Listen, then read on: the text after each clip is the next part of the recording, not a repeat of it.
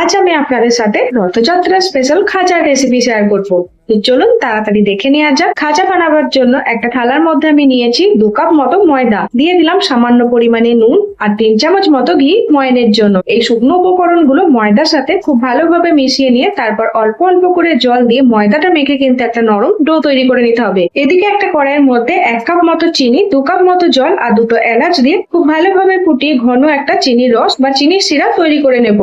এখন ময়দা ডোটা থেকে আমি লেচি কেটে নেব। খাজা লেয়ারিং এ দেওয়ার জন্য একটা বাটির মধ্যে 4 চামচ মতো তেলের মধ্যে হাফ চামচ ময়দা আর হাফ চামচ কর্নফ্লাওয়ার মিশিয়ে খুব ভালোভাবে একটা মিশ্রণ তৈরি করে নিতে হবে। এবার এক একটা করে লেচি নিয়ে খুব পাতলা করে কিন্তু রুটি বেলে নিতে হবে। একটা করে রুটির ওপর এই তেলের মিশ্রণটা দিয়ে তার উপর থেকে আরো একটা রুটি চাপিয়ে দিতে হবে। আমি যেমন ভাবে দেখাচ্ছি আপনারাও ঠিক সেই ভাবে তৈরি করে নেবেন। এইভাবে সবকটা রুটি যখন চাপানো হয়ে যাবে তখন হাতের সাহায্যে কিন্তু রোল বানিয়ে নিতে হবে। আর রোলের শেষে অল্প একটু জল লাগিয়ে দিতে হবে যাতে রোলটা আর ফুলে না যায়।